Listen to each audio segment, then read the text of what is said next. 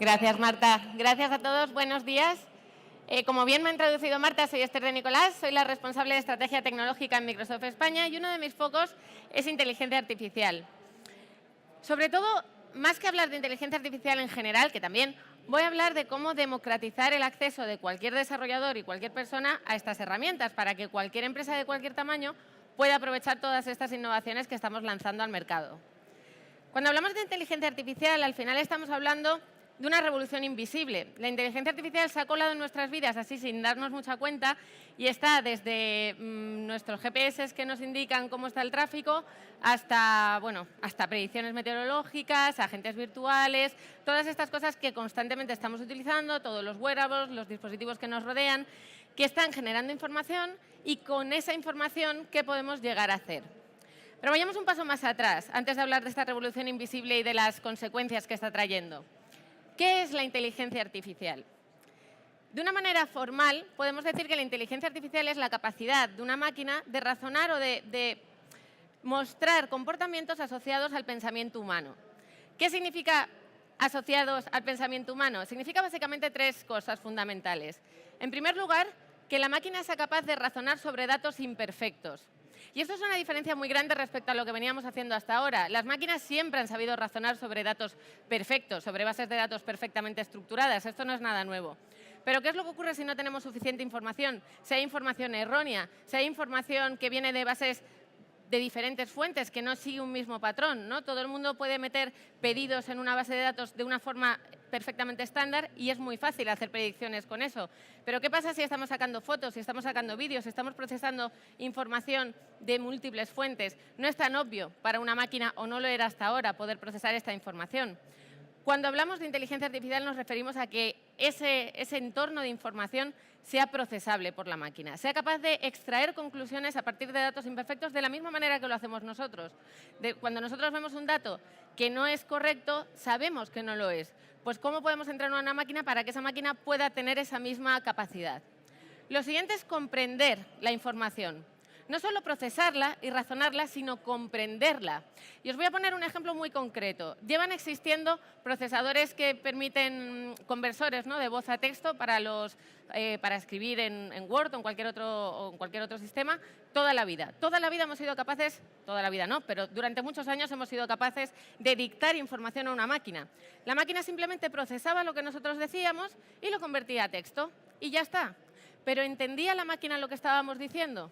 ¿Era capaz de entender qué era una frase o cuál era el significado de esa frase? No lo era. Y si pensamos en cómo funcionan hoy en día los agentes virtuales o los chatbots, ¿no?, estos sistemas de mensajería que funcionan con inteligencia artificial, pensemos en una cosa tan simple como ¿qué tiempo va a hacer hoy? Hay 1000 maneras de preguntar qué tiempo va a hacer hoy. Yo podría preguntar ¿qué tiempo va a hacer hoy? Podría preguntar ¿hoy va a hacer frío? Podría preguntar ¿debería llevar un paraguas hoy? Todo eso son diferentes maneras de mostrar una determinada intención. Bien, hasta ahora las máquinas había que entrenarlas para que fueran capaces de entender cada una de las frases. Teníamos que programar millones de frases para ser capaces de dar una respuesta a una intención tan simple, porque no eran capaces de comprender el significado de la información. Una máquina podía almacenar 1000 millones de fotos, pero no era capaz de comprender cuáles eran las imágenes que estaba viendo. Eso es una de las diferencias cuando hablamos de inteligencia artificial, que la máquina sea capaz de comprender el significado de los datos que está procesando. Y por último, cómo interactúa con el ser humano. Aquí esto es algo que es muy interesante. Durante mucho tiempo todos hemos recibido clases de informática, todos hemos recibido clases de ofimática para ser capaces de aprender a utilizar un ordenador. Bueno, pues ese momento ha terminado. Ahora los ordenadores tienen que aprender a relacionarse con nosotros y no al revés. Y eso es lo que marca si estamos hablando de inteligencia artificial o no. Esas tres características: razonar, comprender e interactuar de una manera natural con el ser humano. ¿Por qué estamos hablando ahora de inteligencia artificial cuando, siendo honestos, esto no es algo que sea esencialmente nuevo? De hecho, fijaros aquí, si nos vamos a 50 años hacia atrás o incluso más, estamos hablando de que máquinas que hayan aumentado las capacidades humanas lleva habiendo desde 1800, que se inventó la primera calculadora, perdón. El AT&T Voder era el primer sistema que era capaz de reconocer voz, que estamos hablando de 1939. O sea, no es una tecnología esencialmente nueva. ¿Por qué ahora se está hablando tanto de esto? Pues se da la situación de que estamos viviendo una tormenta perfecta en cuanto a la inteligencia artificial, que está generada por tres principales características. La primera es la democratización de las matemáticas. Parece una cosa obvia, pero no lo es. Para hacer inteligencia artificial hay que saber muchas matemáticas y matemática compleja. Sin embargo, hoy en día se han paquetizado esos algoritmos y se han puesto a disposición de todo el mundo, de manera que ya no tenemos que ser matemáticos para poder utilizar este tipo de algoritmia. Y eso es lo que hace que cualquiera de nosotros pueda utilizar inteligencia artificial. En segundo lugar, es la capacidad de computación. Nunca en toda la historia hemos sido capaces de computar tantísimo tan barato. Jamás. Esto para las empresas de software como Microsoft no tiene demasiada repercusión, para las empresas de hardware puede llegar a ser un problema. Realmente hoy con un móvil tenemos más capacidades de computación que un superordenador de hace 20 años. O sea, la democratización de la capacidad de computación es enorme. Y ya no solo estoy hablando de computación tradicional, estoy hablando de computación gráfica, de computación basada en hardware muy específico que hasta ahora solo podían permitirse las grandes corporaciones, grandísimas corporaciones y centros muy académicos. Y ahora ese tipo de computación está al alcance de todo el mundo. Y en tercer lugar, la cantidad de información que tenemos. Generamos ahora mismo más información en un año que de lo que generábamos antes en cientos de años. Las redes sociales, todos los sensores, el Internet of Things, toda la información que está a nuestro alrededor, llevando esos datos a la nube y procesándolo, hace que tengamos fuentes de datos de las cuales podamos extraer conocimiento de una manera mucho más efectiva. Y estas tres cosas son las que hacen que hoy podamos hablar de inteligencia artificial para todos. Sin una de estas tres piezas no sería posible hacer todo esto. Y cuando hablamos de democratizar, para nosotros, Microsoft, esto significa 4 pilares fundamentales. En primer lugar, estamos hablando, y voy a ir como de atrás para adelante, estamos hablando de proveer infraestructura, lo que os decía, infraestructura. No voy a entrar a hablar mucho de esto, pero proveer infraestructura que realmente esté diseñada para inteligencia artificial. Un ordenador normal, como el que tenemos en nuestra casa, puede procesar ciertas cosas sencillas de inteligencia artificial, pero si vamos, por ejemplo, a hacer un algoritmo que sea capaz de detectar el lenguaje y hacer cosas un poco complejas, ¿no? Detección de imágenes, procesamiento complejo, no nos funciona, no es suficiente. Necesitamos un hardware muy característico. Ser capaces de dar esta infraestructura a cualquier persona de una forma muy barata en pago por uso es lo que hace que todo el mundo pueda acceder a este tipo de tecnología. Por otro lado, los servicios. Es lo que os decía antes. La infraestructura, te puedes tenerla ahí, pero necesitas saber programación, necesitas saber matemáticas, necesitas saber una serie de cosas para poder hacer algoritmos de inteligencia artificial. Lo que hemos hecho nosotros y lo que se está haciendo en la industria es hacer que estos servicios se consuman de una manera muy sencilla y que sea muy barato hacerlo. Estos mismos servicios son los que nosotros estamos utilizando para nuestras propias aplicaciones. En todas las aplicaciones que tenemos nosotros, Office, Windows y todas las aplicaciones que estáis hoy en día utilizando en teléfonos móviles, etcétera, ya se están implementando este tipo de tecnologías de inteligencia artificial. Y el último, que va a ser el primero por el que empiece, es los agentes virtuales. Esto es algo extraordinario, cómo estamos cambiando la forma de comunicarnos con nuestros dispositivos de una forma basada en una interfaz táctil, ¿no? o una interfaz de ratón y teclado, a una interfaz basada en voz o en lenguaje natural, decimos, porque puede ser también por texto.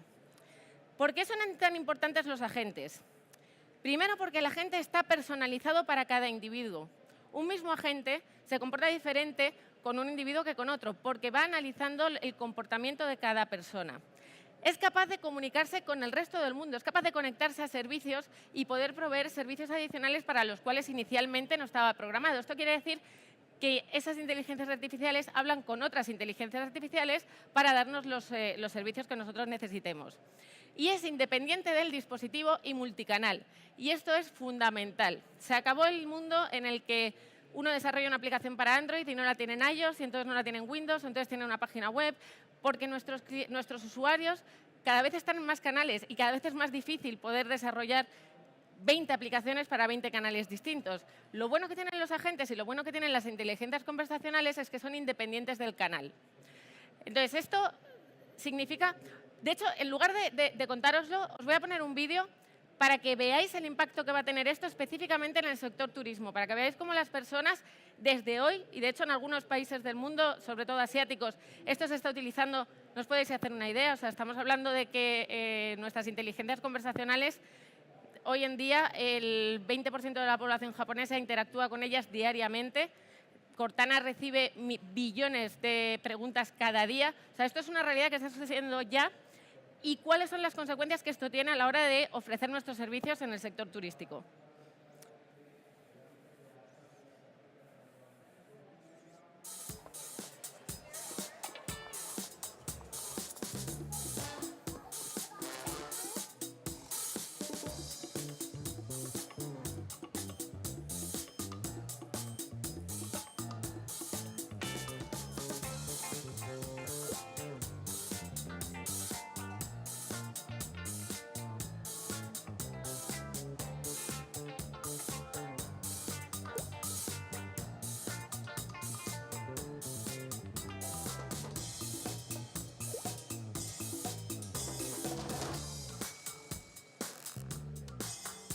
Cortana, I want to dress like this. Can you help me find it? I like this one. Yes, please.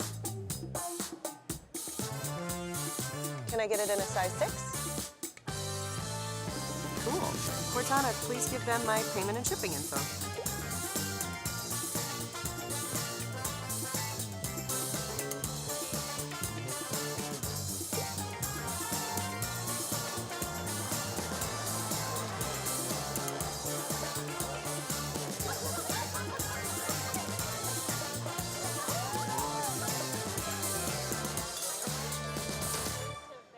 Como veis en este ejemplo, el agente conversacional está en donde sea que estén. Estas chicas estaban hablando por Skype, pero si hubieran estado hablando por Telegram, la experiencia hubiera sido igual. Si hubieran estado hablando por Facebook Messenger, la experiencia hubiera sido la misma. La gente está allí donde está el usuario y conecta con esas inteligencias conversacionales que pueden ser de cualquier empresa. Cualquiera de vosotros puede desarrollar un chatbot que se puede conectar con Cortana, con Alexa. Estoy poniendo el ejemplo de Cortana, evidentemente, porque representa a Microsoft, pero Alexa también permite este tipo de integración. El asistente de Google también permite este tipo de integración.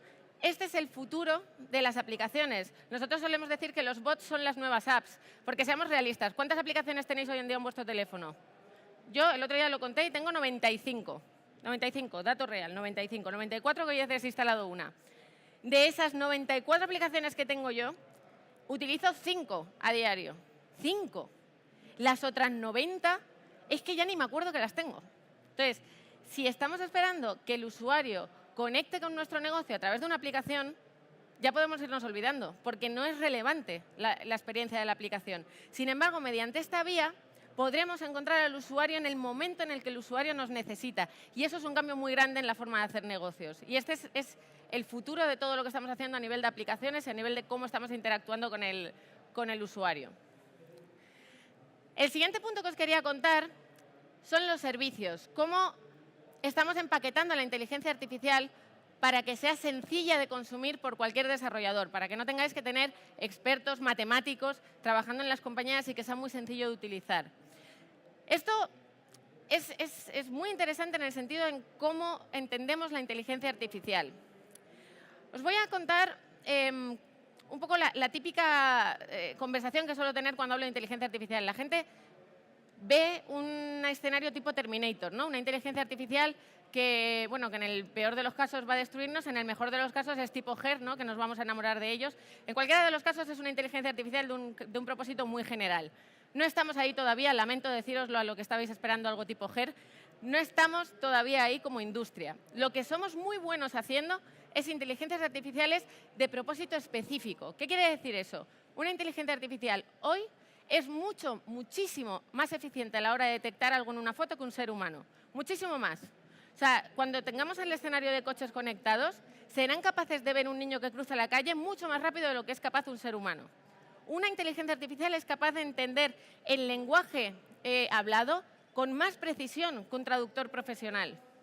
Pero, sin embargo, una inteligencia artificial entrenada para jugar al ajedrez no puede jugar al parchís.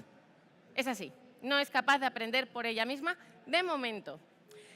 Dicho lo cual, lo que nosotros estamos haciendo es coger esas inteligencias artificiales de propósito específico y poniéndolas a disposición de cualquier empresa que quiera hacer cosas con ellos. Voy a poner otro vídeo para que podáis ver un ejemplo de cómo estamos utilizando esos servicios de detección de imágenes. Pero esto que os vais a ver de detección de imágenes es lo mismo que si pensáis en detección de voz, que si pensáis en detección de conocimiento. Estamos haciendo proyectos súper interesantes en todos los ámbitos, pero tenía que elegir uno. He elegido detección de imágenes porque creo que también tiene mucho que ver con las necesidades del sector turístico.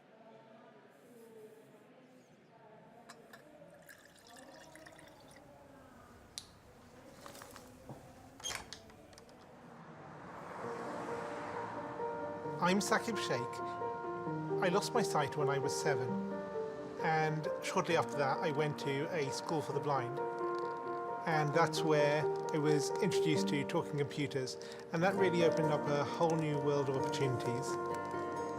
I joined Microsoft 10 years ago as a software engineer.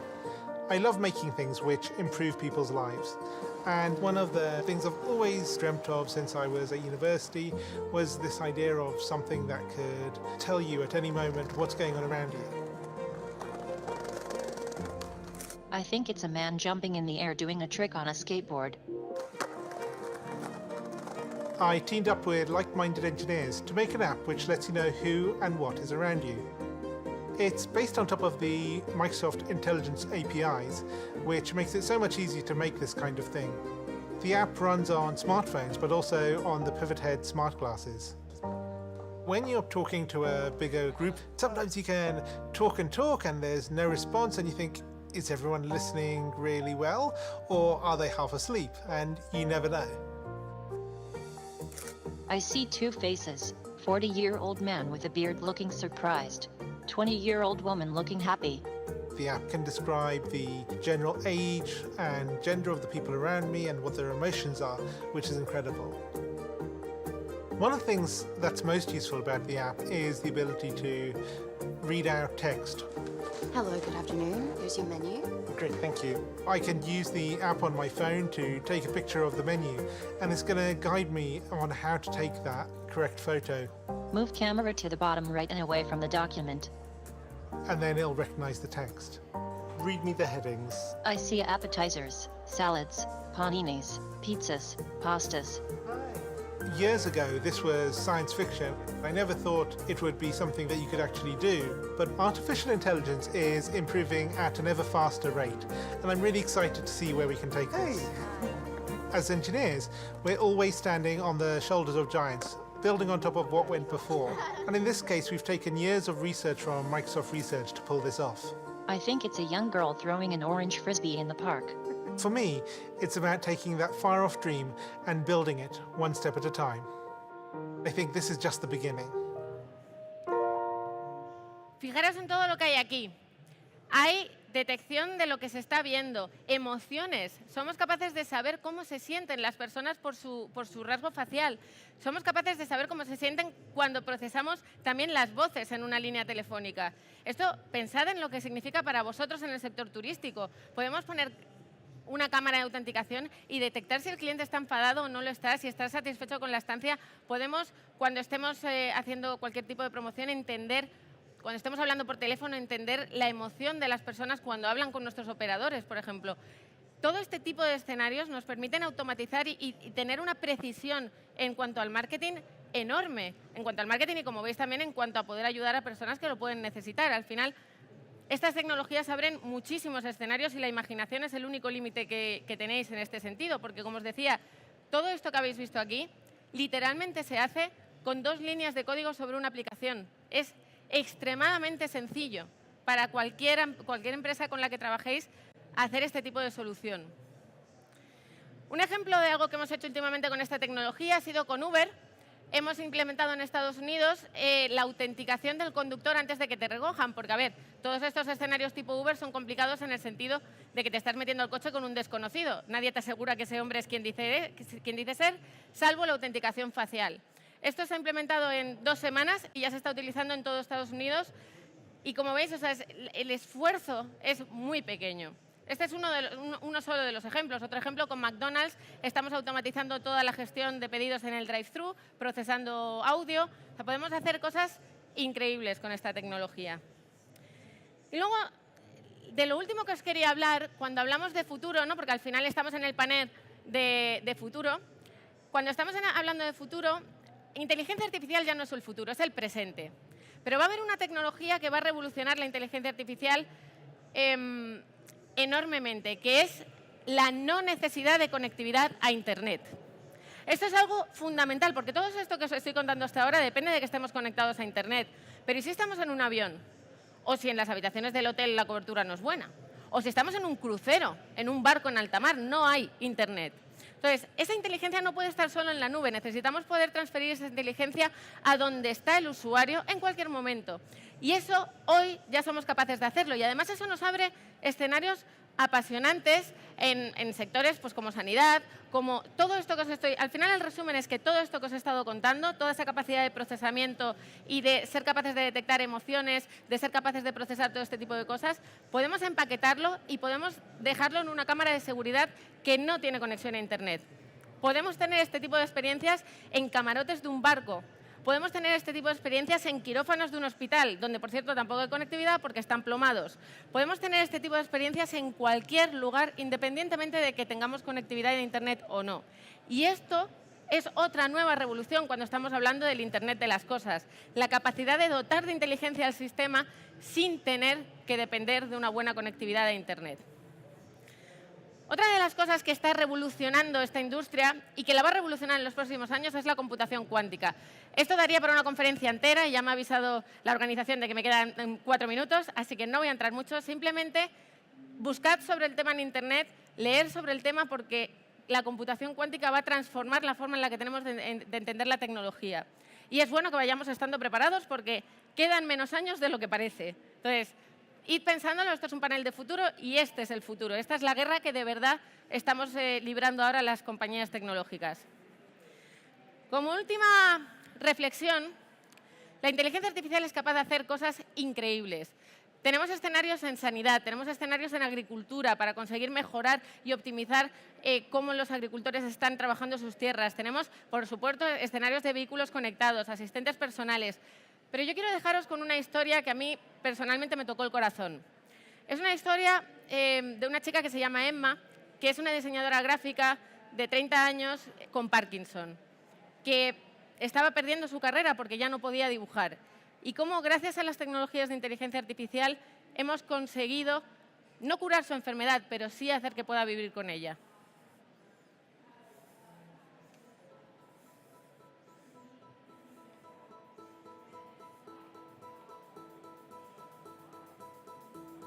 Okay.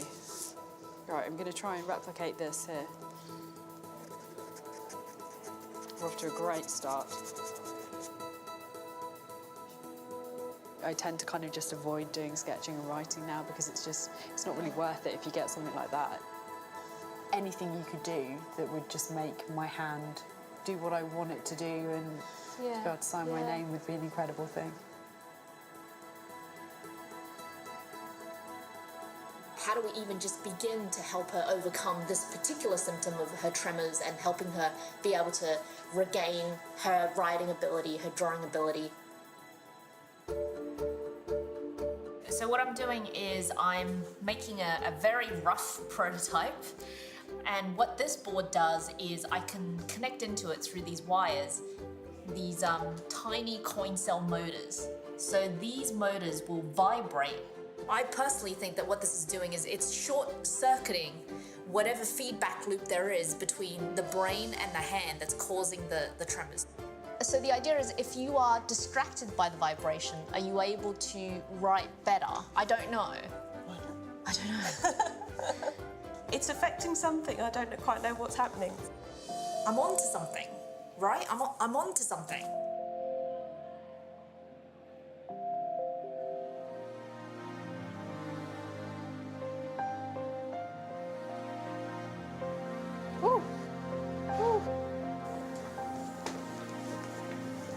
Jesus Christ.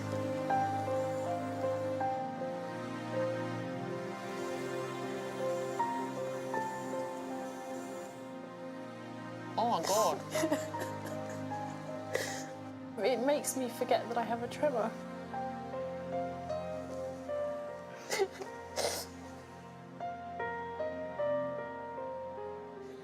I've drawn one of them for a long time. I've actually just written my name for like the first time in ages. I can't believe it. Mum, it's called the Emma. Oh, brilliant. It's got my name on it. Right.